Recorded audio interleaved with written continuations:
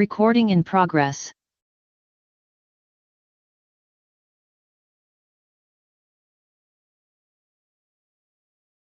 Pengalaman baru. Di Universitas Islam Malang, kamu tidak sekedar belajar, kamu menemukan cara berpikir baru, pengalaman berharga, dan versi terbaik dari dirimu.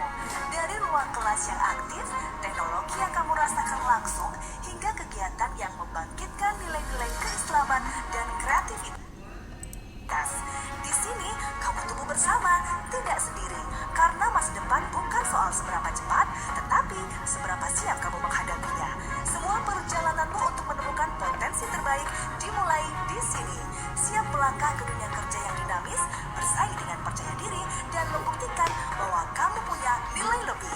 Unisma, tempat kamu menemukan arah dan mempersiapkan masa depan. Agak delay ya Pak ya?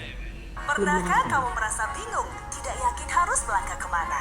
Banyak pilihan di depanmu, Assalamualaikum. tidak semuanya terasa tepat. Suara saya bisa Hanya didengar hasilnya dengan baik, kamu Mas? menemukan tempat yang mengubah pandanganmu dan membuka pengalaman baru.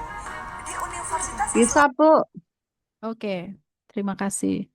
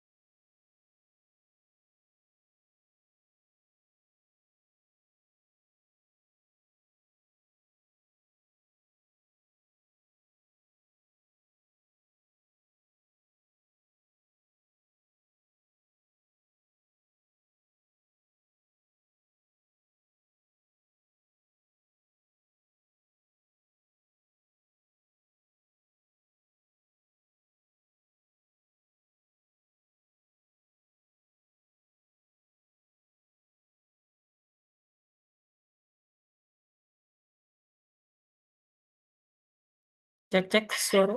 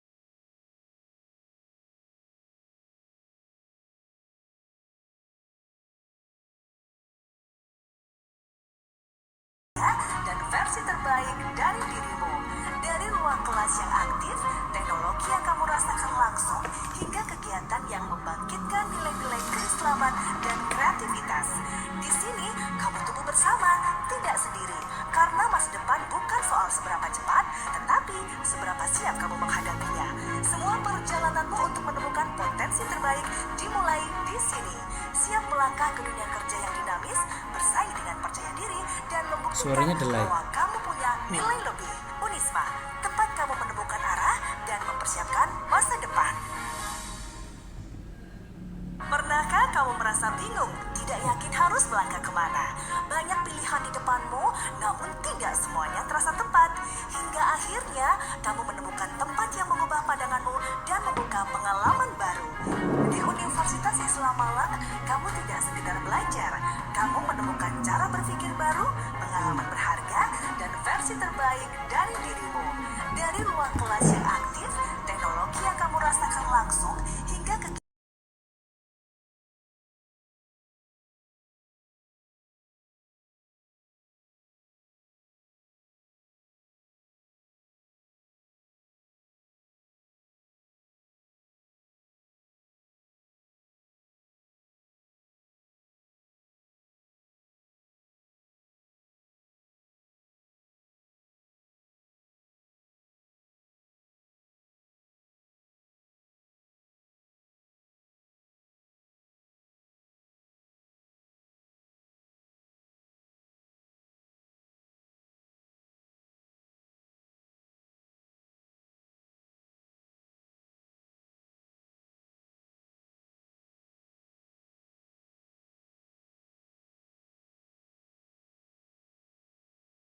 dan versi terbaik dari dirimu.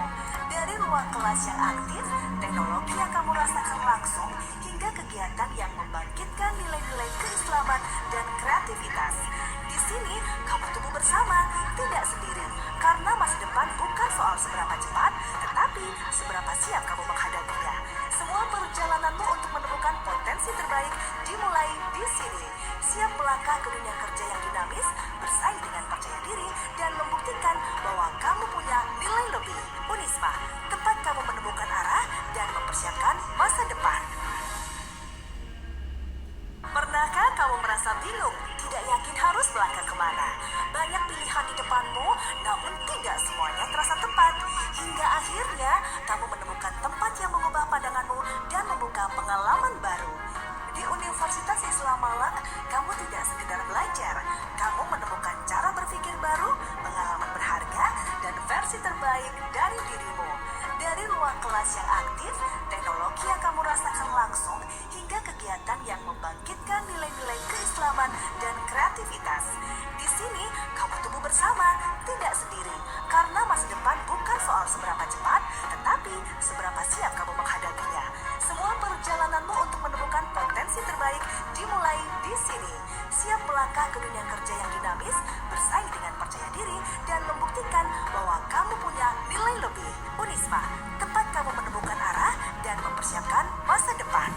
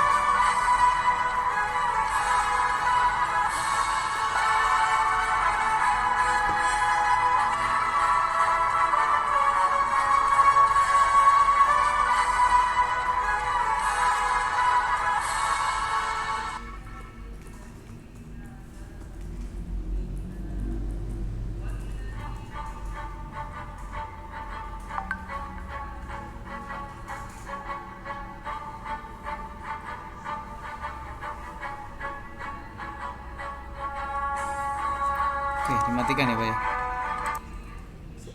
Nah,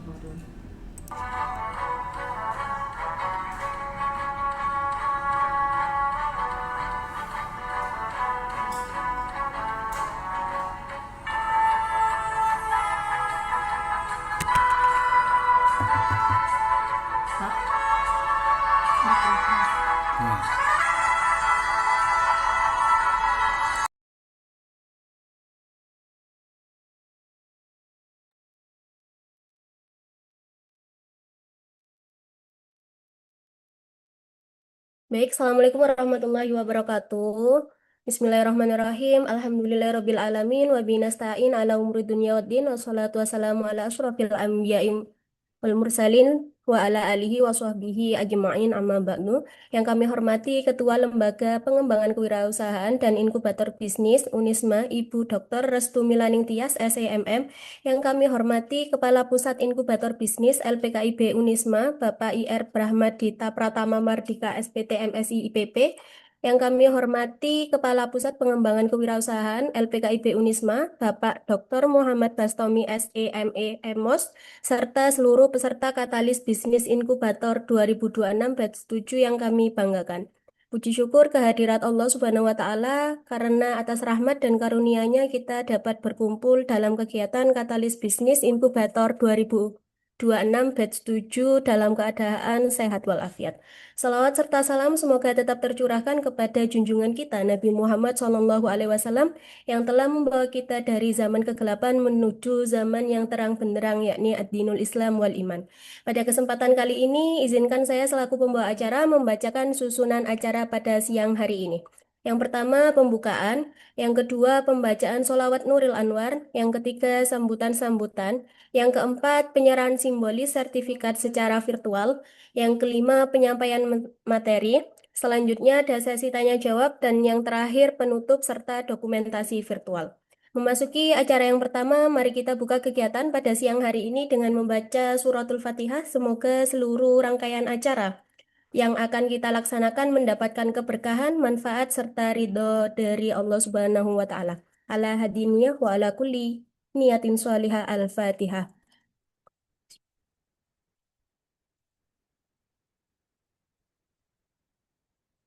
Baik, acara selanjutnya yaitu pembacaan sholawat Nuril Anwar yang akan kita lantunkan bersama-sama. Allahumma sholli ala Sayyidina Muhammad.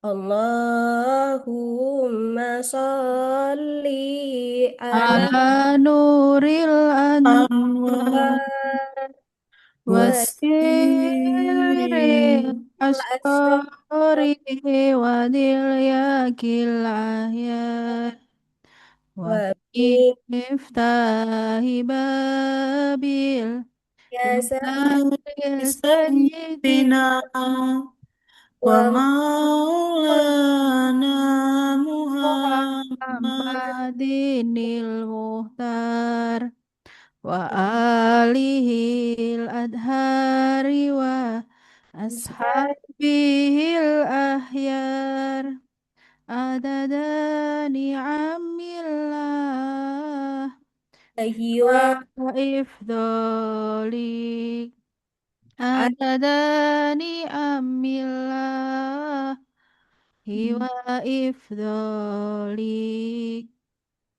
Baik, hadirin yang berbahagia, kini kita memasuki acara berikutnya yaitu sambutan-sambutan. Sambutan akan disampaikan oleh Kepala Pusat Inkubator Bisnis LPKIB Unisma, Bapak IR Brahmadita Pratama Mardika, SPT MSI IPP. Kepada beliau dipersilahkan. Baik, terima kasih. Bismillahirrahmanirrahim. Allahumma sholli ala Muhammad wa ala ali Sayyidina Muhammad kama shallaita ala Ibrahim wa ala ali Ibrahim. Assalamualaikum warahmatullahi wabarakatuh. Selamat pagi, salam sejahtera untuk kita semua. Om Swastiastu, Namo Buddhaya, salam kebajikan, Rahayu, Rahayu, Rahayu. Semoga kita semua dalam acara Katalis ini diberikan kesehatan, kelimpahan rahmat, dan berkah oleh Allah Subhanahu wa Ta'ala. Pada kesempatan yang berbahagia ini, kita dipertemukan bersama-sama di sini dalam kegiatan Katalis Bisnis Inkubator 2026 yang mana dihadiri oleh seluruh tenan LPKIB dan juga untuk umum ya tentunya ada dosen, karyawan dan juga eh, dari UMKM di sekitar Unisma begitu. Nah, hari ini kami bersama gitu akan mendengarkan materi yang luar biasa mengenai manajemen resiko praktis bagi UMKM. Eh, Materi ini dihadirkan karena memang dalam bisnis kita tidak selalu mulus gitu perjalanannya ya. Banyak resiko-resiko yang akan kita hadapi, banyak sekali kendala, tapi yang lebih penting adalah bagaimana cara kita memanajemen atau memitigasi resiko tersebut agar tidak menjadi sesuatu yang menghambat bisnis kita. Nah, kita akan belajar di sini dari pakarnya, langsung dari Ketua LPKIB, Bu Restu Milaning Tias, yang juga beliau ini dosen dari FEB Unisma, baru doktor juga, Bu Restu Milaning Tias. Selamat Bu Restu. Lalu ada Pak Dr. Muhammad Bastomi, ini juga dosen dari LPKIB dan beliau juga Kepala Pusat Kewirausahaan, Pengembangan Kewirausahaan, sehingga memang ini langsung terjun dari LPKIB. Semua ahlinya dari LPKIB akan menyampaikan materi-materi hebatnya pada kesempatan ini. Kepada seluruh tenan LPKIB, monggo dimanfaatkan kesempatan ini, eh, ditanya sedalam-dalamnya kepada pakarnya begitu. Semoga acara ini membawa berkah bagi kita semua, ilmunya bermanfaat begitu ya, sehingga UMKM-nya bisa naik kelas, sehingga nanti bisnisnya semakin berkembang lebih baik lagi. Mungkin itu yang bisa saya sampaikan. Terima kasih banyak Bapak Ibu semua, rekan-rekan mahasiswa yang menyempatkan hadir dan belajar bersama-sama di sini. Akhir kata, wabila taufik wal hidayah, warido walinayah, wassalamualaikum warahmatullahi wabarakatuh. Wow. Baik, terima kasih disampaikan. Acara berikutnya yaitu penyerahan simbolis sertifikat kepada narasumber kegiatan pada siang ini. Yang pertama kami berikan kepada Ibu Dr. Restu Milaning Tias SEMM selaku pemateri yang pertama. Dilanjutkan kepada Bapak Dr. Muhammad Bastomi SEMM MOS selaku pemateri kedua yang akan dipandu oleh tim program Katalis Bisnis Inkubator 2026. Kepada yang bertugas kami persilahkan. Yap. Ya,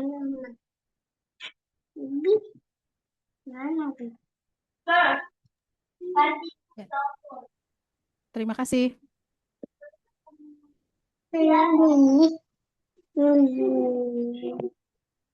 Hmm. Baik, terima kasih disampaikan. Kini kita memasuki acara inti yaitu penyampaian materi dengan tema manajemen risiko praktis bagi UMKM.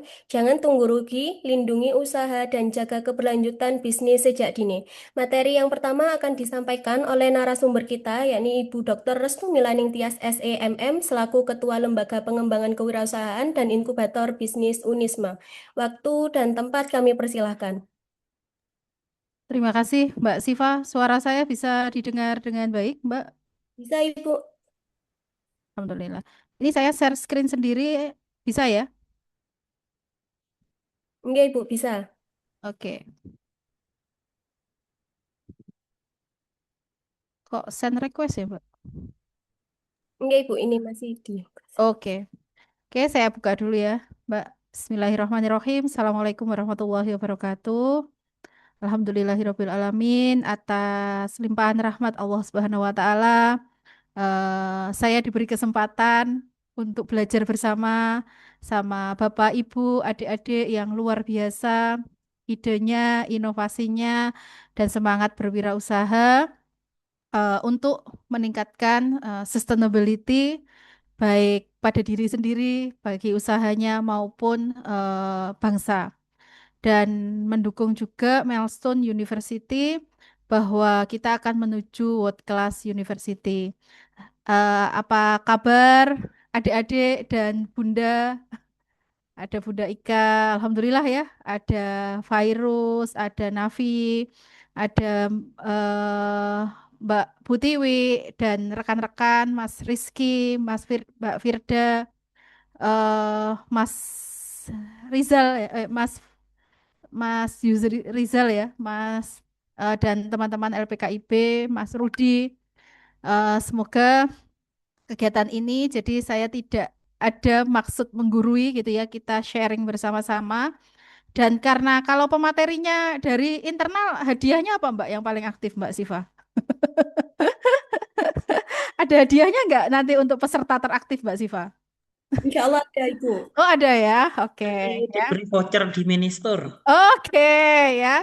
Oke, jadi teman-teman nih sharing, saya izin share screen.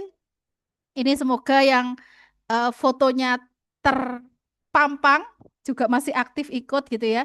Yang belum terpampang, yang belum. Jadi ini salah satu cara branding untuk usahanya Bapak Ibu dan adik-adik. Nanti kalau belum terpampang gitu ya, nanti pasti akan saya kasih ganti karena alhamdulillah baik saya, Pak Bastomi, Pak Brahma dan mungkin Bapak Ibu yang bergabung di sini sudah sering ikut pelatihan baik jadi pemateri maupun sebagai peserta gitu ya. Jadi salah satu branding paling efektif membantu untuk kita bersama-sama keberlanjutan usaha ya paling tidak gambarnya selalu dipajang seperti itu. Oke, karena saya dikasih waktu berapa lama Mbak Siva? Saya 30 menit Ibu. oh 30 menit harus ngebut berarti ya kalau 18 slide. Oke, jadi ini Bapak Ibu, adik-adik, ini semua yang saya tampilkan mulai slide awal sampai slide akhir adalah tenan LPKIB. Alhamdulillah ada beberapa tenan yang sudah go ekspor ya. Jadi nanti saya harap meskipun kuliner katalis ini harapannya nanti teman-teman tidak berhenti di sini saja, tapi sampai bagaimana ya sustain ya bisa ekspor seperti itu. Nah, saya diberi tugas untuk membahas tentang manajemen risiko UMKM. Jangan tunggu rugi, lindungi usaha dan jaga keberlanjutan bisnis sejak dini. Dan ini juga yang dibahas bukan hanya Indonesia saja gitu ya. Di tingkat dunia pun eh, mitigasi risk management itu salah satu fondasi bagaimana baik perusahaan besar maupun UMKM yang berkembang di negara berkembang pasti akan melakukan mitigasi risiko seperti itu. Nah, kenapa mitigasi risiko itu penting untuk UMKM gitu ya? Kita sama Muslim bahwa sangat memahami bahwa resources gitu ya, Allah menciptakan manusia ini selalu yang saya jadikan basic apa sih alasannya kita berwirausaha? Apa sih alasannya kita menjadi bagian dari UMKM seperti itu? Itu salah satu bentuk bahwa manusia itu harus percaya gitu ya, percaya pada Allah dan Allah itu membuktikan bahwa kita diciptakan di bumi itu tidak ditinggal geledak istilahnya ya. Sama Allah dibekali, dibekali secara fisik, dibekali secara resources salah satunya yang disampaikan yang sering saya pakai adalah di surat Az-Zumar, sebenarnya di Al-Baqarah itu juga dijelaskan bagaimana kita harus melakukan pencatatan dalam bertransaksi. Itu semua ilmunya ada semua di Al-Qur'an. Nah, bagaimana? Nah, UMKM dan kewirausahaan itu bagaimana kita memanfaatkan untuk memperoleh rezeki. Jadi saya yakin selama kita masih diberi nafas gitu ya, kita masih bisa bernafas, rezeki itu tidak akan putus. Nah, yang paling gampang kalau kita ngomong wirausaha, ya yang paling gampang bagaimana kita biasa ya mendengarkan inovasi, mendengarkan kreativitas, bagaimana merintis usaha, bagaimana mendirikan usaha, bagaimana sustainability. Nah, itu bagaimana kita memanfaatkan resources yang sudah disiapkan.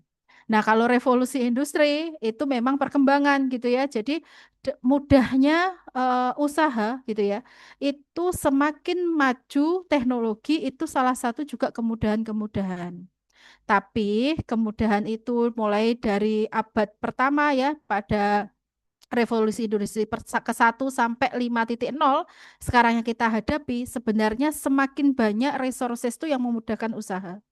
Tapi gitu ya, tapi resources itu juga akan memungkinkan gitu ya, akan memungkinkan efek-efek bisa positif, bisa negatif pada usaha kita. Maka materi hari ini gitu ya, materi hari ini kenapa sih kok perlu UMKM itu apakah perlu belajar mitigasi risiko atau manajemen risiko? Saya kira sangat perlu gitu ya, sangat penting. Nah, alasannya apa? UMKM di Indonesia itu 64 juta UMKM di Indonesia menyerap lebih dari 97 tenaga kerja nasional, meskipun dalam kondisi saat ini banyak UMKM-UMKM yang dikelola sendiri. Istilahnya banyak tenaga kerjanya itu mungkin suami istri, mungkin kalau teman-teman mahasiswa ya misalkan si A sama si B seperti itu ya, belum sampai, tapi itu namanya tenaga kerja, teman-teman. Dan UMKM sampai hari ini juga masih berkontribusi pada produk domestik bruto Indonesia. Terus yang terintegrasi ke digital berapa banyak gitu ya. Kalau sampai tahun 2024 itu antara 20% yang sudah digitalisasi dan target e-commerce itu ya meskipun sudah banyak yang menggunakan tapi masih ada juga yang belum menggunakan. Apakah nanti rugi? Apakah nanti berisiko? Nah, nanti kita lihat dulu gitu ya. Apakah e-commerce itu semua menguntungkan. Nah, misalkan nanti untuk mengendalikan resikonya seperti apa? Nah, ini nanti ada strategi-strategi. Kalau saya teorinya nanti Pak Bastomi akan menyampaikan bagaimana prakteknya. Nah, yang di era digital itu salah satu adalah kalau dikelompokkan gitu ya, itu ada 4 ancaman. Jadi ada ancaman siber, ada ketergantungan platform, ada kurangnya literasi digital, adanya resiko hukum dan keuangan. Memang kayak sederhana ya Bapak Ibu. Kalau kita itu sudahlah saya jualan pakai TikTok gitu ya. Saya jualan pakai WhatsApp, saya jualan pakai Instagram gitu. Itu memang mudah. Mudah bagi yang memang sudah mempunyai planning atau mitigasi nanti keuntungan dan resikonya apa saja gitu ya. Tapi kalau yang masih awal-awal, nah awal-awal itu kita biasanya nggak tahu, makanya banyak ya mungkin teman-teman ikut apa kayak pelatihan, kayak TikTok TikTok affiliate, tapi kalau belum bisa memahami ternyata kena apa penipuan-penipuan harus berbayar dan sebagainya. Nah itu salah satu resiko-resiko yang mungkin kita hadapi. Ada ketergantungan platform, jadi terlalu bergantung pada satu marketplace. Jadi kita sudah yakin nih pakai TikTok Shop gitu ya. Tapi ternyata ada mungkin kebijakan-kebijakan dari eksternal usaha kita bahwa rentan terhadap perubahan kebijakan yang tak terduga, mungkin administrasinya, pajaknya, dan sebagainya. Nah itu nanti seperti apa mitigasinya gitu ya. Kekurangan literasi digital ini juga bisa juga berpengaruh, tapi kalau saya identifikasi gitu, kita lihat usahanya apa. Yang pertama, yang kedua, kita lihat segmen pasar kita apa. Jadi tidak semua kok yang harus itu kita cara mulai produksi sampai menjualnya harus pakai digital. Ada mungkin produk-produk tertentu, mungkin teman-teman punya usaha tentang jasa jahit gitu ya, atau mungkin jasa atau membuat kerajinan dari kayu misalkan. Nah itu segmennya kan segmen-segmen tertentu. Jadi bisa juga di mix gitu ya, bisa ke digital, bisa masih yang offline. Misalkan harus dironce-ronce, harus ada mungkin jahitan-jahitan tersendiri. Nah, berikutnya ada risiko hukum dan risiko keuangan. Jadi ini suaranya tapi bisa didengar dengan baik ya, Mbak Siva ya? Bisa, Ibu. Oke, jadi ada risiko hukum dan keuangan. Nah, ibu-ibu, ini bukan ibu-ibu dan adik-adik saja ya, Bu Restu juga sama. Kalau punya usaha, meskipun di kantor itu wes rigid, harus ditabung gini, harus dipisahkan, harus dibukukan. Tapi kalau usaha sendiri, biasanya uangnya kecampur, yolali dicatat, ini tadi yang beli siapa aja. Beneran enggak, Bu? Mungkin adik-adik ada pengalaman seperti ini? Silahkan boleh cerita berapa menit? 0,5 menit? Ada yang mau cerita? Atau Bapak Ibu mungkin ada mengalami tantangan salah satu di sini? Silahkan. Dapat hadiah ya, Mbak Siva? Dapat, dapat, Ibu, Ya, dapat. silakan siapa yang mau bercerita kira-kira salah satu resiko, oh iya Bu, saya benar Bu, saya ngalami ini gitu. Ada yang mau sharing? Nggak mau hadiah Mbak Siva. Hadiahnya apa Mbak Siva? Hadiahnya nanti bisa belanja di Minister LPKIB Unisma. Oh, dapat voucher ya. Ya Kalau benar. pengen pengen foto boleh. Boleh Misalkan banget. fotonya untuk foto. Bisa Mbak Siva? Bisa, Ibu, bisa. Oke. Silakan ada Bapak Ibu, adik-adik yang mungkin ada mengalami salah satu dari ancaman ini. Nggak ada, alhamdulillah Mbak Siva. Nggak mau voucher Mbak Siva. Saya lanjutkan ya. Oke. Saya lanjutkan, apa sih mitigasi risiko atau manajemen risiko gitu ya. Manajemen risiko itu bukan tentang menghilangkan suatu risiko. Jadi kalau kita tidak harus dihilangkan gitu ya, melainkan memastikan sadar dan siap menghadapi risiko dalam mengejar tujuan. Jadi misalkan adik-adik ada yang jasa sewa Bu Tiwi ya, jasa sewa apa untuk apa Bu Tiwi namanya Bu Tiwi? Sewa alat Grill. untuk grill misalkan ya. Sewa alat untuk grill. Itu kan jaminannya Bu Tiwi hadir Bu Tiwi. Jaminannya apa Bu Tiwi kalau nyewa alat grill? Wah, Bu Tiwi nggak hadir ini. Kira-kira misalkan jaminannya apa KTP biasanya? Masa KTP? BPKB. Saya konsumennya, Bu. Oh ya, jaminannya apa Pak Brahma? Pak Brahma kan teman. Iya. Jadi dulu itu ini apa namanya ada denda jika terlambat. Oke, denda ada terlambat. Oke ya. Jadi ada denda. Tapi karena saya sewa, saya malas nih membalikan wes gak popo wes didenda dipakai. Nah itu kira-kira resiko nggak? Padahal dia pinjemnya cuma maksimal 2 hari. Terus karena banyak yang antri, ternyata yang pinjam-pinjam sebelum dan dendanya kan nggak mungkin ya seharga grill itu ya. Misalkan sewanya 300.000, paling dendanya ya antara 25.000. Nah itu juga berisiko sebenarnya, gitu ya. Tapi resiko itu eh, pasti kita sadar tuh ada resiko nanti mungkin pengembaliannya terlambat. Yang akhirnya seharusnya bisa disewakan 300.000 karena terlambat dan dendanya cuma 25.000, berarti kan kita rugi 300.000. Nah itu apa yang harus kita lakukan? Namanya sebelum kita menyewakan dan mengendalikan resiko-resiko itu tadi, kita harus mampu mengidentifikasi namanya identifikasi ancaman. Atau biasanya nah, terus analisis risiko, analisisnya tadi, misalkan yang nyewa mengembalikan terlambat, padahal dendanya cuma 25.000, padahal disewakan lagi 300.000.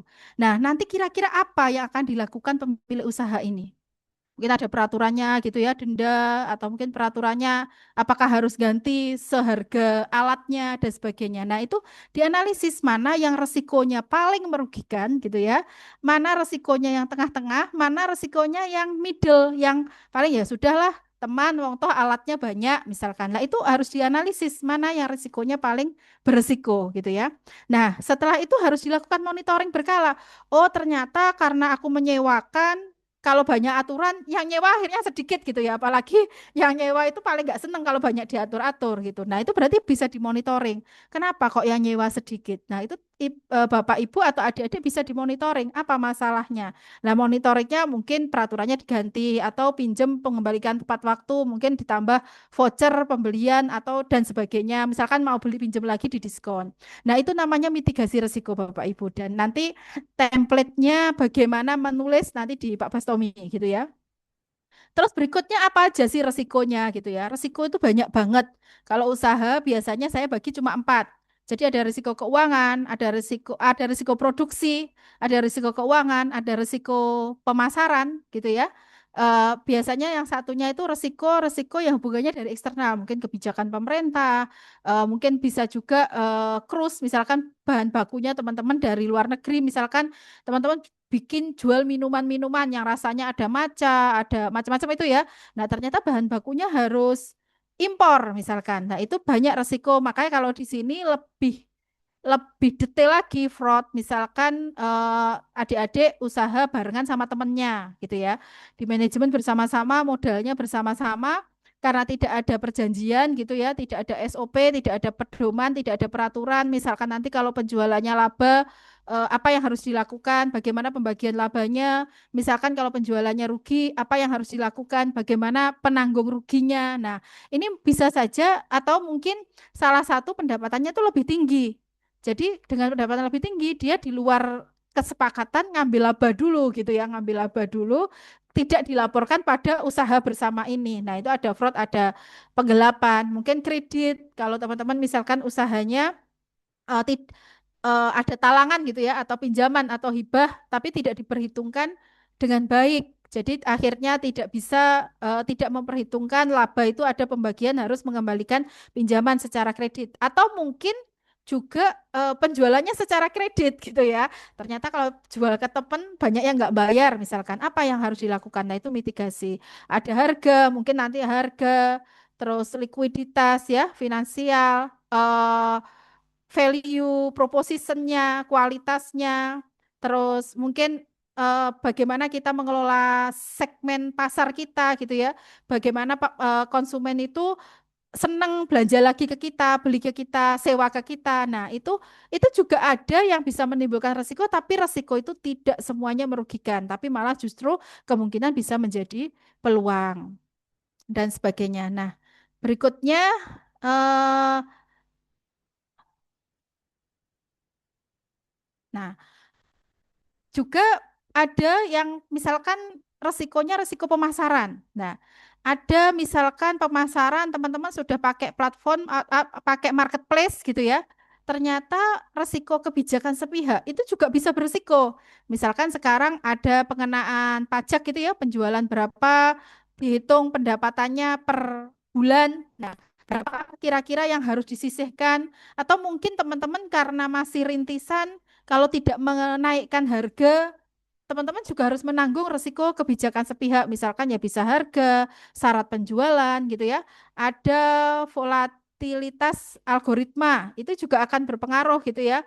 Ada algoritma pencarian dan rekomendasi produk di marketplace berubah sewaktu-waktu. Karena apa? Karena mungkin, maaf ya, kita itu biasanya godaan kita gitu ya. Enggak kita ya, saya mungkin. Godaan saya itu biasanya rajin untuk upload, rajin untuk memperbaiki, rajin untuk apa namanya update gitu ya, update data kita di marketplace. Tapi biasanya, aduh wes capek seminggu wes gak diupdate. Nah itu juga akan berpengaruh nih pada algoritma usaha kita kalau di marketplace. Terus persaingan harga yang tidak seimbang, luar biasa ya. Jadi persaingan harga sekarang bukan hanya di pasar tradisional saja gitu ya. Di marketplace pun akan berpengaruh kalau bermarketplace. Nah, bagaimana caranya gitu ya. Jadi ini ada perlunya kita literasi digital dan SDM yang ada keterbatasan SDM. Jadi kita ya memang ini salah satunya fasilitasi dari inkubator bisnis. Bagaimana kita harus update ya, update literasi, baik literasi digital, bagaimana meningkatkan SDM, bagaimana memperluas jaringan gitu ya. Faktor, jadi ya, resiko itu ada faktor eksternal, ada faktor internal. Faktor eksternal ya tadi sudah saya sampaikan ya, kalau resiko keuangan mungkin standar kredit, kebijakan, ya, risiko infrastruktur, misalkan kayak sekarang ya, saudara-saudara kita di NTT ya, di NTT misalkan kena musibah. Nah, itu kan kita tidak memprediksi bahwa usaha kita itu akan kena bencana alam, misalkan ya, ada rantai pasok, transport, ada komunikasi dan sebagainya, keamanan.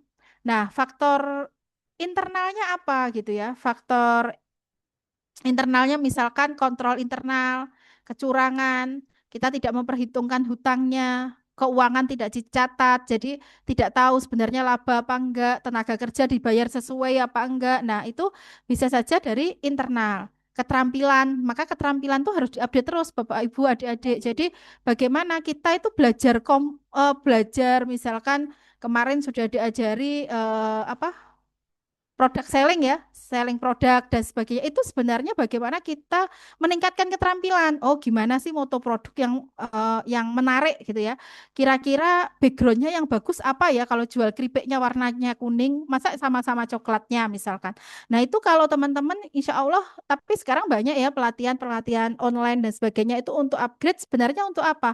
Untuk mitigasi risiko. Jadi kita tahu nih apa sih yang diharapkan segmen, apa sih yang viral gitu ya. Kira-kira kemasan apa yang menarik misalkan ya. Terus ada aktivitas misalkan perluasan merek, ada diversifikasi produk kemarin juga juga sudah disampaikan, diversifikasi produk itu kira-kira nanti berisiko enggak ya dengan produk lama gitu ya. Nah, itu harus kita bagaimana mengidentifikasi apakah itu risiko ataukah itu peluang gitu. Nah, risiko keuangan dan hukum, ketiadaan legalitas usaha. Tapi insya Allah Bapak Ibu adik-adik yang di sini sudah hampir 70% sudah punya NIB ya, sudah punya NIB. Nah, nanti yang belum bisa kita dampingi, misalkan mau sertifikasi halal, mau ngurus NIB dan sebagainya. Adanya transaksi tanpa kontrak. Nah, ini teman-teman, Bapak Ibu hati-hati. Meskipun, halah Mbak, aku usaha, aku lo joinan sama temanku cuma modal 2 juta. Misalkan kita 1 jutaan. Ya oke, Bapak Ibu adik-adik, meskipun cuma 1 juta gitu ya. Tapi kalau rugi, mungkin ya sudah ya diikhlaskan. Tapi kalau untung itu tadi, kalau kita itu tidak ada kesepakatan secara tertulis meskipun dua belah pihak dengan teman, dengan sahabat ya, itu akan rentan resiko.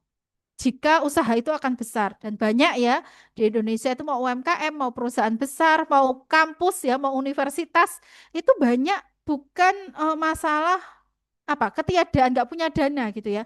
Tapi memang transaksi kontraknya, pedomannya, kebijakannya itu tidak disepakati di saat awal pendirian. Nah, itu saya harap meskipun UMKM Bapak Ibu jangan meremehkan. Terus maaf ya, maaf sekali. Ada yang paling banyak ternyata kalau dari dinas koperasi itu masalahnya misalkan berpisah, suami istri berpisah, lah dulu usahanya bareng-bareng, ternyata kan punya aset gitu ya, punya aset yang maaf ya, itu jadi gono gini misalkan. Nah, usahanya tutup itu bukan karena nggak laku gitu ya, tapi karena tanpa kontrak, tanpa perjanjian itu tadi. Nah, itu memang pentingnya legalitas, terus bagaimana pencatatan keuangan, itu meskipun tenaga kerjanya, keluarganya, anaknya, dan sebagainya, itu memang harus dilakukan. Nah, itu salah satu mitigasi risiko gitu ya. Kalau cara menyelesaikannya apa lah, kalau sudah kayak gini kan jadi berat gitu ya, jadi harus selesaikan dengan hukum dan sebagainya.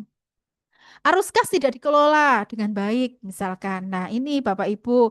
Jadi harus tahu Bapak Ibu itu adik-adik misalkan berapa uang yang untuk produksi, berapa uang yang misalkan laba bersih, laba bersihnya misalkan setiap bulan 1 juta. 1 juta ini nanti yang mau jadikan laba ditahan berapa persen?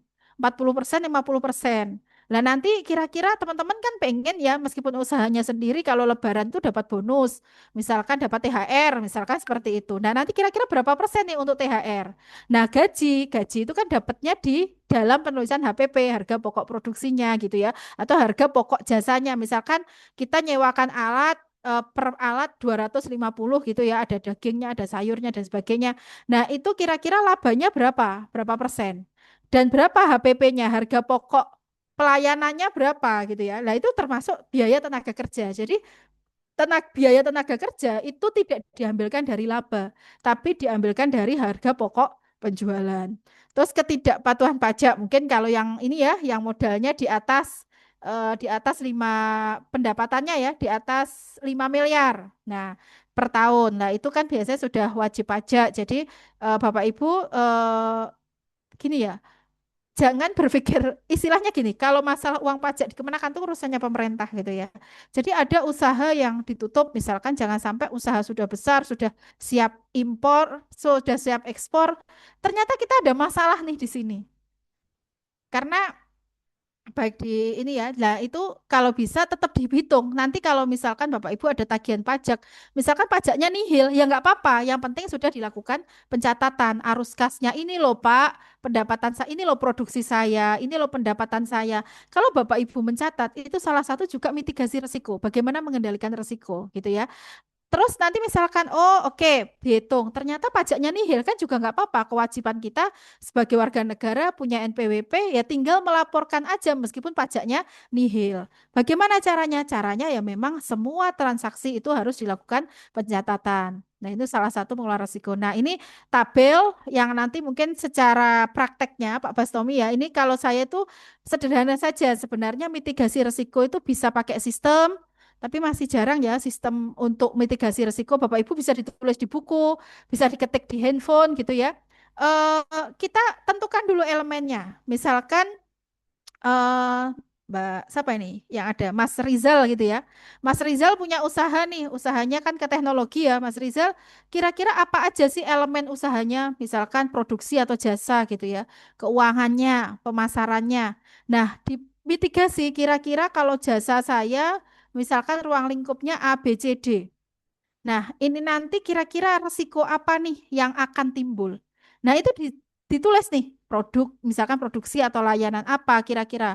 Nah, nanti di situ diidentifikasi misalkan resikonya apa?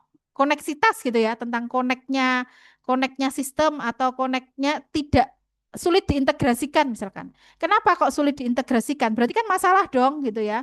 Oh, masalahnya ternyata mitranya itu internetnya kurang kurang besar gitu ya, bandwidth-nya misalkan. Nah, terus di sini ditulis kira-kira nanti berapa satu layanan atau satu produk berapa masalahnya. Setelah diidentifikasi, terus diverifikasi. Kira-kira masalah yang harus diselesaikan dulu itu yang mana? Berarti yang paling berisiko. Waktu penyelesaiannya berapa lama? Oh, saya menyelesaikan cukup 1 jam, cukup sehari, cukup 1 bulan, cukup 2 bulan, dan sebagainya. Nah, alternatif penyelesaiannya seperti apa? Kalau sudah, berarti alternatifnya dipilih mana yang paling tidak merugikan usahanya Bapak Ibu. Nah, ini sederhana saja ya. Nanti lebih spesifiknya akan dibahas Pak Bastomi. Nah, di sini ini yang menentukan tadi atasnya, mana nih yang paling bersiko? Berarti yang paling bersiko itu yang paling warnanya merah, krisis. Berarti harus segera diselesaikan. Harus menentukan strategi nih Bapak Ibu, ya. Misalkan resikonya pesenannya banyak, modalnya habis. Nah, itu kira-kira posisinya di mana menurut Bapak Ibu? Kingkolek pesenannya, misalkan keripik, pesenannya keripik gak tak terima, kita gak ada pendapatan gitu ya. Kalau diterima kita modalnya sudah habis. Nah, modal ini kan masalah juga Bapak Ibu. Mau pinjam, mau pinjam saudara, mau pinjam di bank, mau pinjam di koperasi, mau pinjam misalkan di apa? E-wallet dan sebagainya. Nah, kira-kira nanti menyebabkan masalah baru apa enggak? Nah, itu jadi menyelesaikan satu masalah menyebabkan masalah baru apa enggak? Nah, ini yang tahu Pak Ibu. Nah, nanti kalau krisis mungkin akan oke, saya modalnya sudah dapat nih. Saya ternyata dipinjemi saudara misalkan dalam waktu 1 minggu. Nah, itu nanti malah resiko itu bisa turun juga. Oke, produk bisa saya buat nih, bisa saya adakan. Nah, tapi resikonya berarti nanti Bapak Ibu harus menghitung dari laba itu berapa persen yang harus untuk mengembalikan. Apakah modal yang tadi pinjam dikembalikan langsung? Apakah saudaranya tidak minta misalkan bagi hasil dan sebagainya. Nah, itu termasuk resiko apa enggak? Ternyata oh enggak. Ternyata berarti kan yang mau awalnya krisis gitu ya, karena bisa memenuhi pesanan, bisa membikinkan keripik, ternyata bisa turun. Karena apa? Dalam 1 hari sudah mendapatkan solusi. Solusinya berarti apa? Akhirnya jadi low, resikonya resiko kecil. Jadi pasti dibayar, nanti kalau sudah dibayar, Bapak Ibu tinggal bayar ke saudaranya. Itu contoh resiko-resiko keuangan. Nah, strategi mitigasi praktis pertama adalah melihat jadi bagaimana apa aja sih ancamannya, baik ancaman digital, mungkin ya ancaman produksi, ancaman rekanan, ancaman mitra, mungkin yang tidak suka membayar ya, diversifikasi saluran penjualan. Jadi saya sarankan Bapak Ibu penjualan tidak harus gitu ya, tidak harus pakai media marketplace ya. Bapak Ibu kalau segmennya misalkan teman-teman yasinan, adik-adik segmennya misalkan teman-teman organisasinya. Nah, mungkin cukup saja aktif istiqomah membuat status status produknya bisa pre-order, tidak harus produksi terus nanti harus menawar-nawarkan. Jadi bisa juga pre-order. Jadi misalkan saya jualannya setiap hari Senin dan Kamis karena mungkin nih Bapak Ibu bikin makanan gitu ya, bikin takjil, bikin es gitu ya, jualnya Senin Kamis. Nah, berarti sudah menawarkan nih hari Minggu atau hari Sabtu sudah menawarkan nanti saya kayak bikin es ini. Silahkan Bapak Ibu yang mau pesan maksimal pemesanan hari Minggu jam 12 siang misalkan gitu. Nah, berikutnya perkuat SDM dan literasi digital. Nah, ini juga penting ya, bahwa kita kenapa sih selalu memberi pelatihan? Kita biar sharing. Jadi masalah usaha kita itu tidak berlarut-larut, resikonya akhirnya menjadi besar, yang tidak terselesaikan, terus akhirnya patah semangat, tutup, tidak berlanjut, gitu ya. Banyak banget Bapak Ibu. Jadi usaha usaha muncul itu banyak, tapi setelah 5 tahun hilang itu juga banyak gitu ya, terutama di Jawa Timur. Rapikan keuangan dan legalitas. Nah ini juga Bapak Ibu, sekecil apapun pendapatannya, wes pendapatannya guru 1 minggu, 1 hari cuma 20.000, wes gak popo, wes gak tak catat jangan. Jadi mulai belajar sudah mulai dipisahkan dana pribadi dan dana usaha. Lindungi bisnis dari ancaman ini mungkin next ya. Nah, langkah sederhana pelaku usaha. Gimana sih mengendalikan eh, resiko gitu ya, resiko. Jadi resiko misalkan pemasaran, bagaimana kita istiqomah promosi produknya gitu ya. Kalau bisa setiap habis misalkan sehari itu harus upload nih, meskipun produknya sama, mungkin cuma diganti aja backgroundnya, diganti layanannya, diganti mungkin beli 2 gratis 1 minggu sekali dan sebagainya.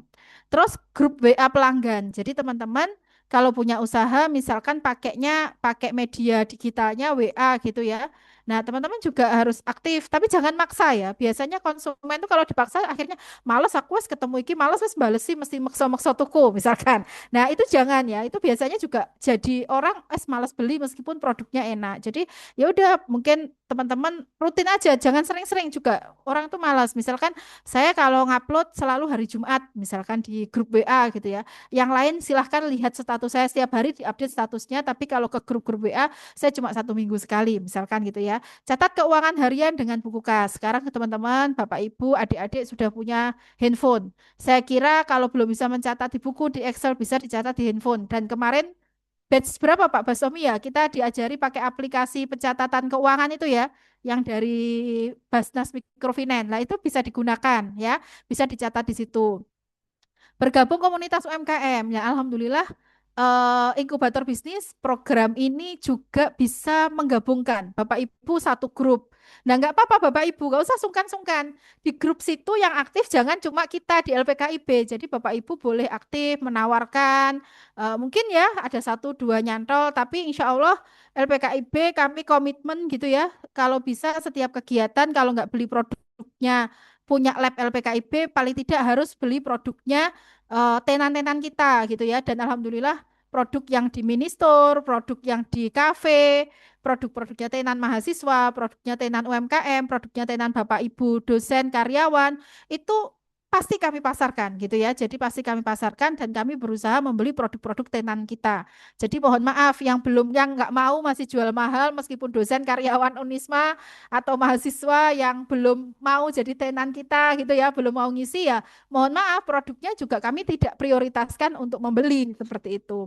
Nah, terus urus NIB secara gratis. Jadi gratis Bapak Ibu untuk melegalkan. Nah, salah satu syarat untuk mendapat fasilitasi yang apa materi kemarin gitu ya. Salah satu syarat mendapatkan fasilitasi dari pemerintah, mau merek, mau mungkin packing ya, nanti mungkin pelatihan yang lain, mau apa kemarin yang sertifikasi halal baik safe declare maupun sertifikasi halal reguler. Nah, itu syaratnya punya NIB Bapak Ibu. Tapi kalau wilayahnya Jawa Timur, memang mohon maaf ya adik-adik ini bukan sara, bukan diskriminasi. Kalau arahnya Jawa Timur, memang yang diprioritaskan KTP-KTP teman-teman Bapak Ibu Jawa Timur.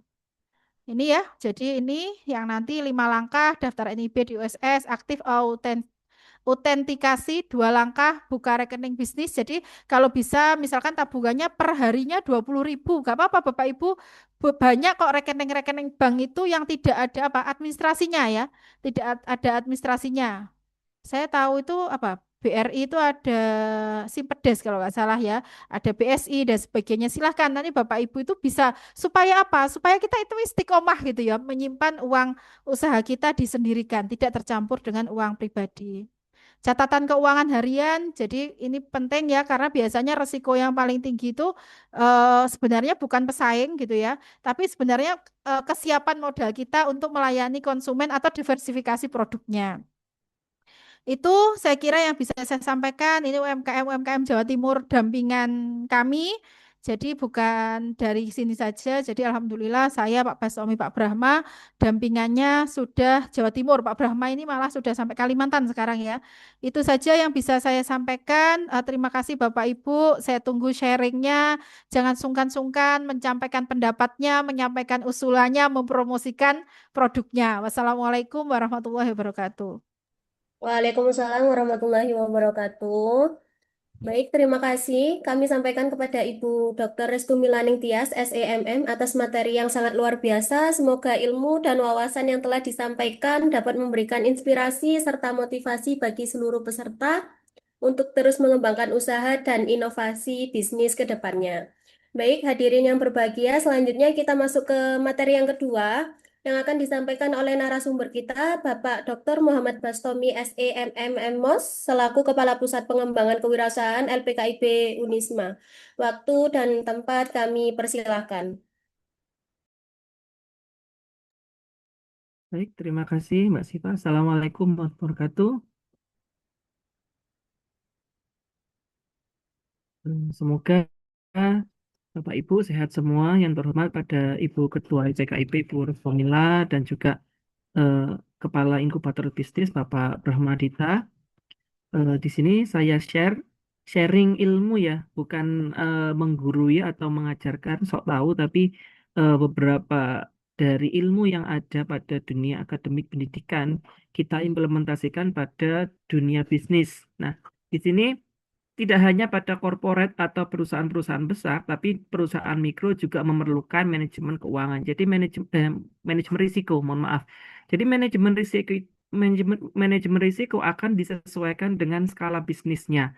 Nah, jadi tidak semuanya harus ada beberapa komponen, tapi sudah sampai mana skala bisnisnya, operasionalnya, marketingnya, keuangannya, itu yang akan diukur pada risiko yang terjadi atau yang akan datang. Jadi risiko bisa muncul dari internal maupun eksternalnya. Nah, di sini saya lebih kepada praktikumnya, bagaimana kita mengukur matriks dari risiko yang ada pada bisnis kita. Nah, jadi risiko itu adalah ketidakpastian, bisa saja terjadi dan bisa tidak terjadi. Nah, di sini kita harus mengenali terkait dengan alur bagaimana kita melakukan manajemen risiko. Yang pertama adalah kita menyusun daftar dari risiko atau bahasa Inggrisnya risk register, di mana kita mengidentifikasi dan mencatat semua risiko yang ada. Kalau Bapak Ibu ditanyakan pasti akan bingung. Risiko bisnis Bapak Ibu apa sih? Gak ada Mas, ya jalan-jalan aja ya baik-baik saja. Itu feeling, by feelingnya. Tapi kalau ditanya, kira-kira kalau Bapak Ibu pakai QRIS, pernah terjadi kegagalan transaksi nggak? Nah, pernah. Bahkan ada di beberapa studi case-nya, kalau saya kan biasa kulaan di toko, di grosir dan sebagainya, itu bilang gini, saya nggak mau pakai QRIS lagi Pak, karena ada kasus ternyata uangnya nggak masuk, cuman apa fake atau palsu screenshotnya karena nggak meriksa detail karena kan rame ya grosir cuma sekilas gini cuma langsung diambil ternyata nggak masuk. Nah, itu adalah sebuah risiko keuangan salah satunya karena sudah implementasi fintech atau teknologi. Marketing misalkan, Bapak Ibu eh, ngonten bagus, live bagus, cuman di sini mohon maaf ketika Bapak Ibu memproduksi makanan minuman misalkan. Tapi kalau live-nya pada kondisi dapur yang kotor, kira-kira impact-nya negatif atau positif? Negatif, Bapak Ibu, malah dihujat oleh netizen. Nah, di sini berarti ada isu terkait dengan bad comment atau komentar negatif dari konten yang telah kita buat.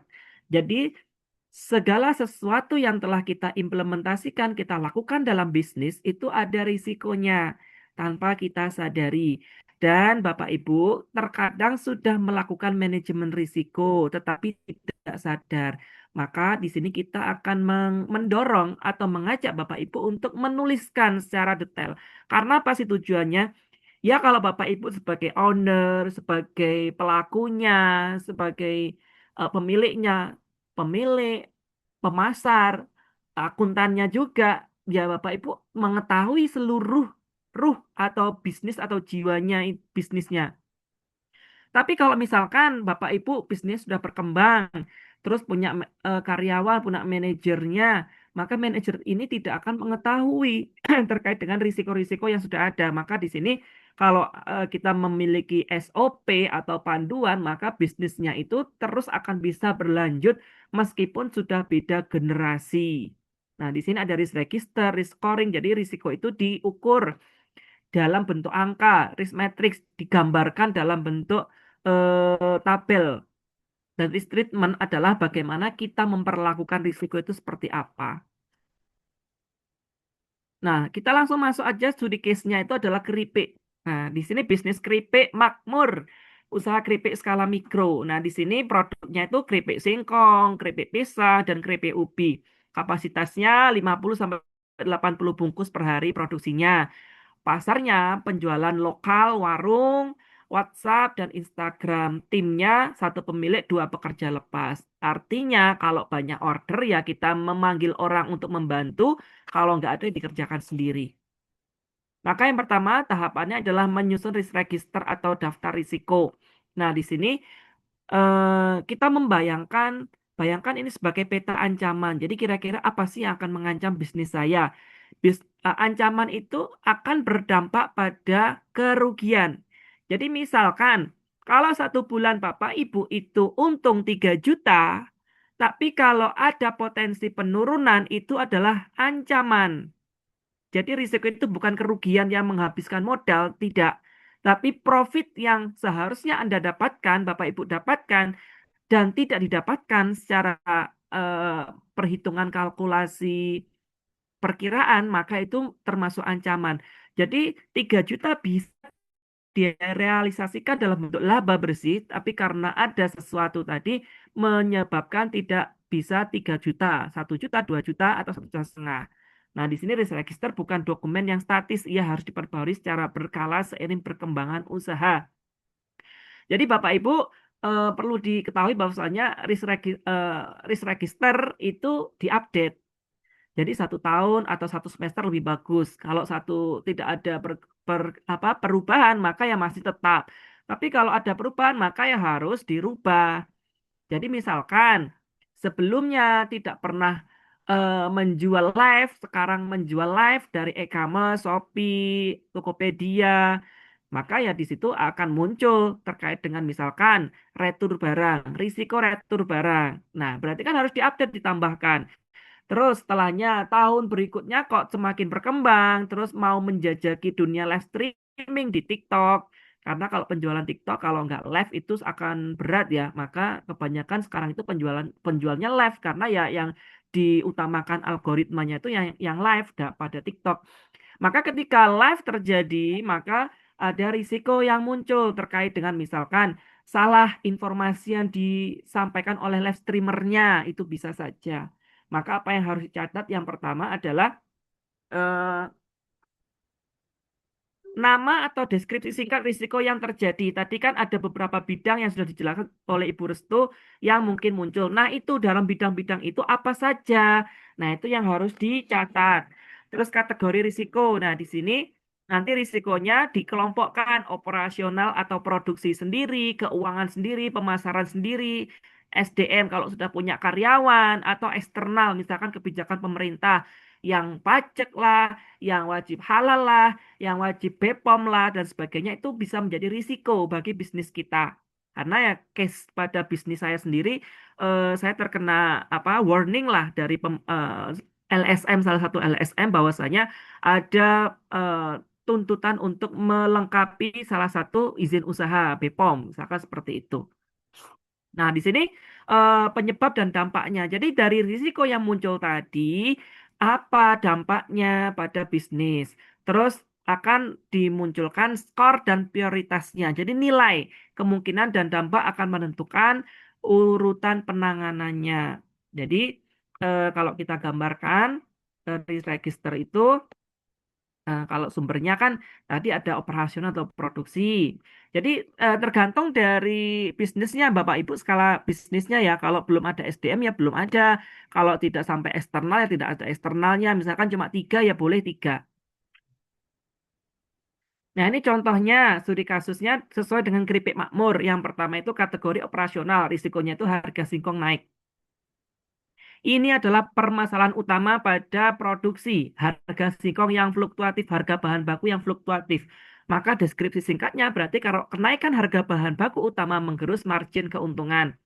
Jadi dari harga pokok itu kan akan dinaikkan, namanya margin keuntungan.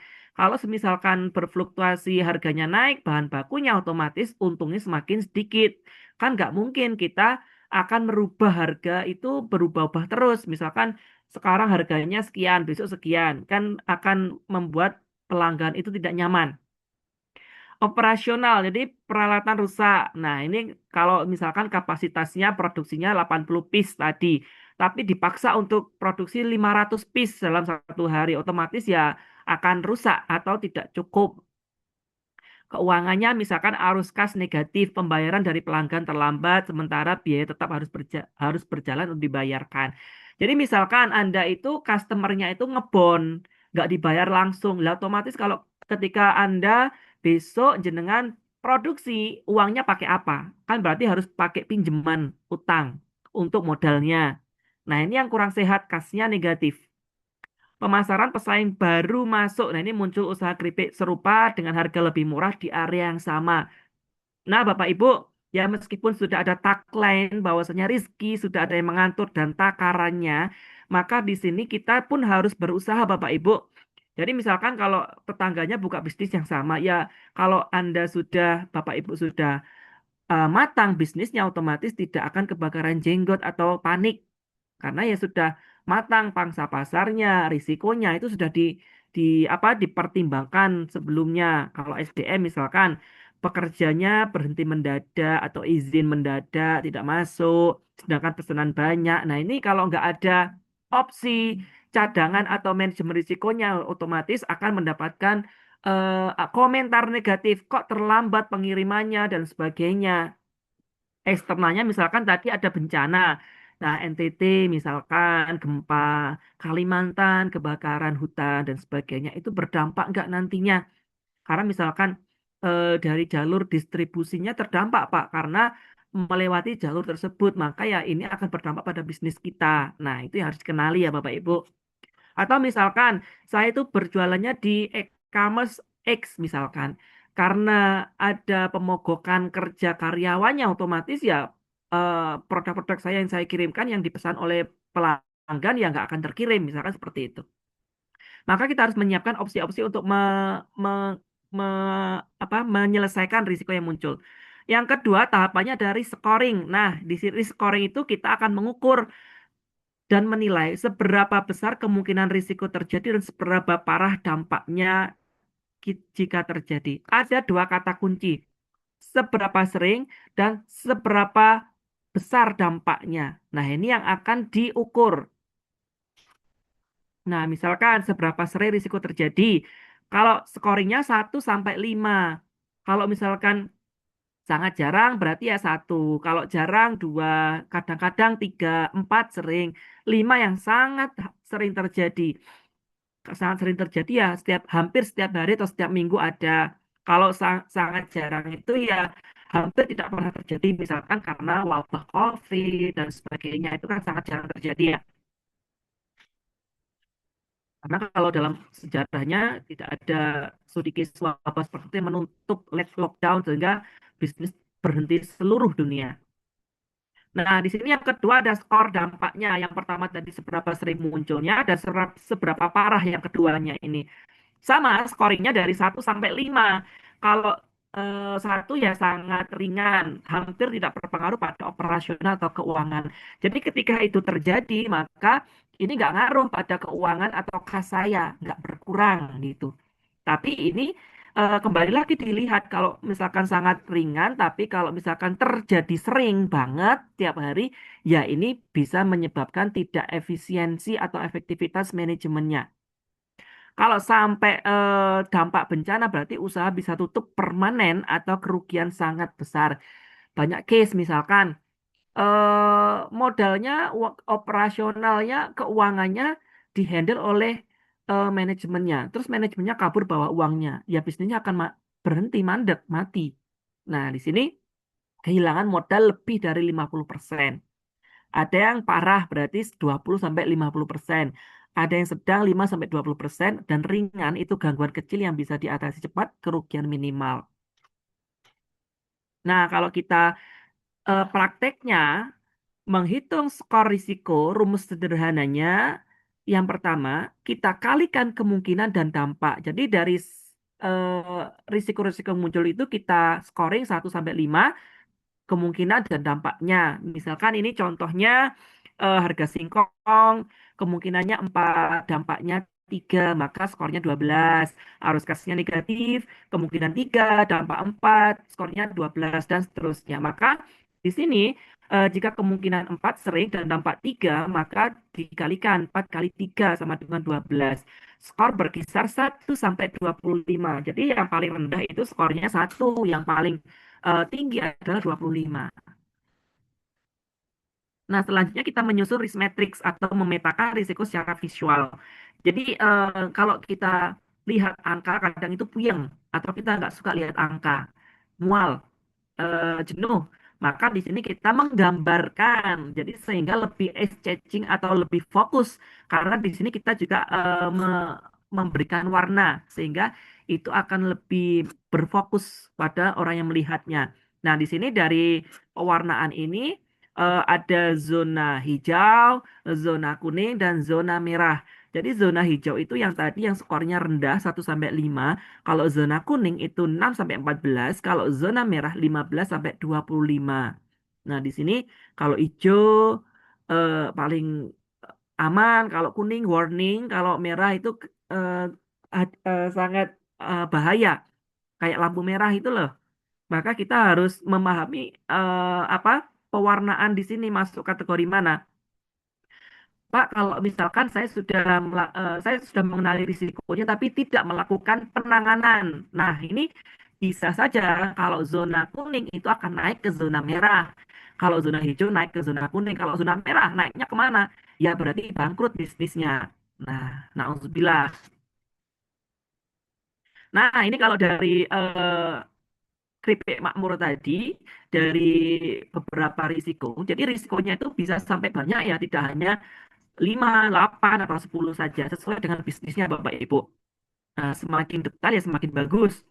Berarti rinci atau hati-hati. Jadi di sini kalau misalkan tadi harga singkongnya 12 karena kenaikan fluktuatif totalnya 12, maka masuknya ke zona eh, sedang. Nah, zona sedang. Nah, kalau misalkan tadi arus kasnya skornya 12 berarti ya masuk zona sedang.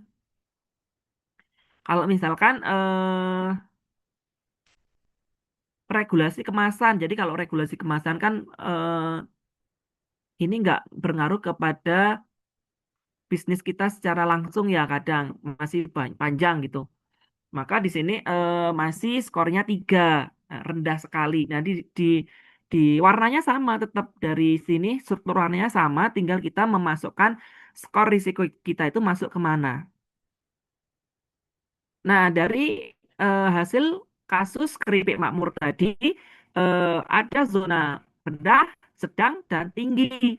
Kalau yang rendah itu ada 3, pekerja berhenti mendadak, keluhan pelanggan, dan perubahan regulasi kemasan. Kalau zona sedang itu ada 1, 2, 3, 4, 5, 5 harga singkong naik, arus kas negatif, bencana alam, peralatan rusak, dan pesaing baru. Kan ada beberapa wilayah itu sering terjadi banjir kalau waktu musim penghujan. Misalkan seperti itu. Zona tinggi misalkan ada 2, belum ada risiko di zona ini. Jadi kabar baik, namun kombinasi belum tidak ada berarti zona tinggi ini. Namun kombinasi bencana alam bisa meningkat ke lokasi ke zona merah ya, karena bisa menyebabkan bisnisnya berhenti mendadak. Nah, apa yang harus dilakukan di setiap zona? Kalau zona tinggi, tindak segera karena ini menyangkut keberlanjutan bisnis. Kalau zona sedang, kita memantau dan merencanakan untuk melakukan penanganan. Kalau zona rendah, berarti kita terima dan awasi. Jangan sampai kita membiarkan, tidak mengawasi, bisa saja berubah naik eh, skalanya menjadi sedang. Nah, di sini yang terakhir adalah risk treatment, strategi penanganan risiko. Nah, di sini setelah risiko dipetakan, langkah terakhir yang penting adalah menentukan tindakan nyata. Realnya itu bagaimana yang harus kita lakukan. Maka di sini pilihan strategi harus disesuaikan dengan tingkat risiko, biaya penanganan, dan kemampuan usaha. Jadi Bapak Ibu perlu dilihat bahwasanya diketahui penanganan risiko itu bisa saja memunculkan biaya baru. Maka di sini kita harus mengcompare biaya yang saya keluarkan dengan profitnya lebih besar yang mana. Jadi kalau misalkan lebih besar biayanya daripada profitnya, ya jangan dilakukan. Kalau misalkan lebih besar profitnya masih bisa dilakukan. Kalau misalkan seperti itu bagaimana Pak? Ya kalau Anda bayar biaya manajemen risiko tapi cover profitnya tidak mengcover ya, Anda berarti minus. Misalkan bayar BPJS ketenagakerjaan pada skala mikro, eh, profitnya saja berapa kok sampai membayar. Nah, itu kan tidak sanggup, masih belum sanggup. Maka ya kita belum bisa mendaftarkan pelaku usaha dalam BPJS ketenagakerjaan. Nah, langkah dalam restreatment-nya, yang pertama hindari, yang kedua kurangi, yang ketiga alihkan, dan yang keempat terima. Jadi strateginya empat ini Bapak Ibu.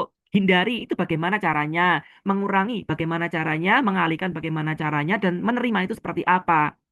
Jadi kalau hindari yang menghentikan aktivitas yang menimbulkan risiko sepenuhnya, kalau mengurangi mengambil langkah untuk menurunkan kemungkinan atau dampak risikonya, alihkan memindahkan risiko kepada pihak lain. Nah, di sini menghindari contohnya itu memutuskan untuk tidak menerima pesanan dalam jumlah yang sangat besar.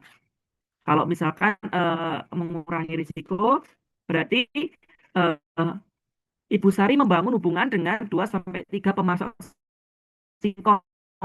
Jadi tidak bergantung pada satu pemasok saja. Nah, kalau mengalihkan berarti contohnya Ibu Sari mendaftarkan dirinya dalam satu pekerja tetap ke BPJS Ketenagakerjaan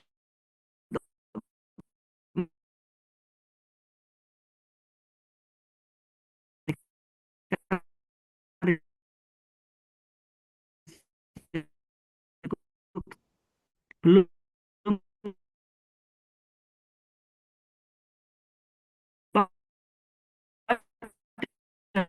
dampaknya kecil, namun Ibu Sari tetap memonitor berita industri.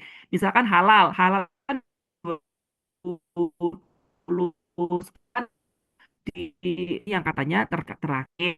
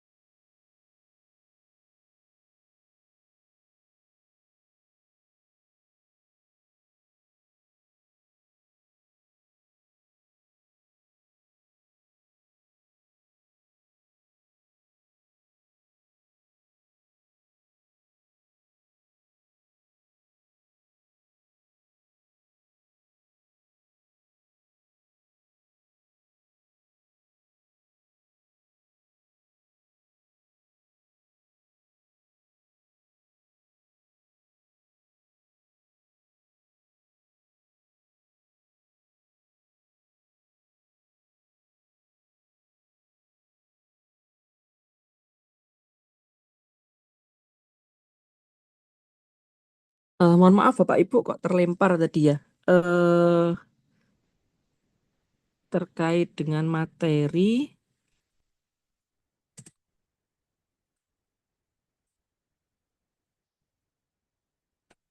tadi sudah sampai selesai sih penutup, sudah sampai penutup ya Bapak Ibu. Nah, di sini jadi kita akan menyusun risk register.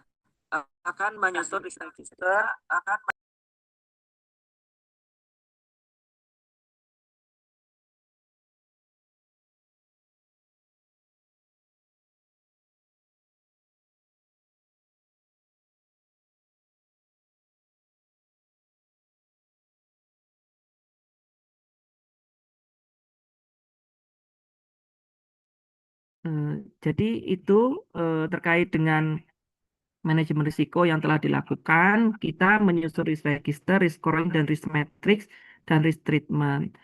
Nanti akan kami susun untuk template manajemen risiko yang Bapak Ibu bisa langsung implementasikan pada bisnisnya. Saya kembalikan pada Mbak Siva.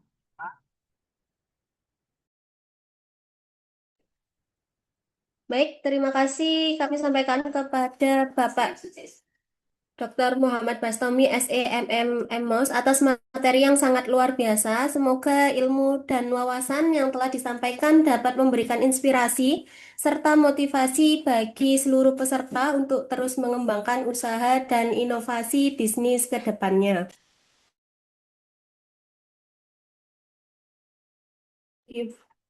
Baik, Alhamdulillah seluruh rangkaian acara Katalis Bisnis Inkubator 2026 batch 7 telah kita ikuti bersama. Sebelum kita memasuki acara yang terakhir, silakan kepada seluruh peserta untuk memfollow dan memantau media sosial LPKIB Unisma melalui Instagram, TikTok, maupun YouTube di @lpkib Unisma agar dapat memperoleh informasi terbaru seputar pelatihan, pendampingan usaha, dan program inkubasi bisnis. Untuk sertifikat dan materi akan kami bagikan melalui website resmi LPKIB Unisma di www.lpkib.unisma.a.id. Baik, kami informasikan untuk seluruh peserta bisa mengisi absensi yang sudah tersedia di kolom chat untuk mendapatkan sertifikat. Baik, kami informasikan kembali untuk seluruh peserta bisa mengisi absensi yang sudah tersedia di kolom chat untuk mendapatkan sertifikat. Baik, memasuki acara yang terakhir yaitu sesi dokumentasi secara virtual. Kepada seluruh peserta kami persilahkan untuk tetap berada di Zoom sejenak dan menyalakan kamera untuk melakukan dokumentasi bersama.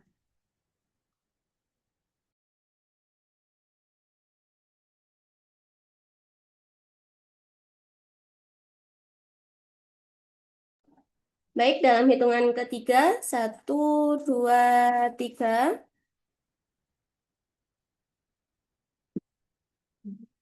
Oke, sekali lagi. 1, 2, 3.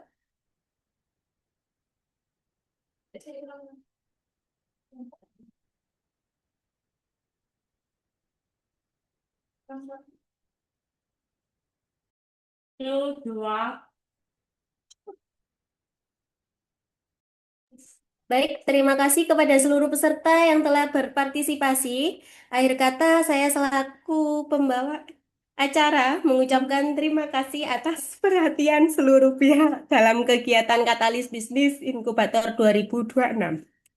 Wabillahi taufik wal hidayah. Wassalamualaikum warahmatullahi wabarakatuh.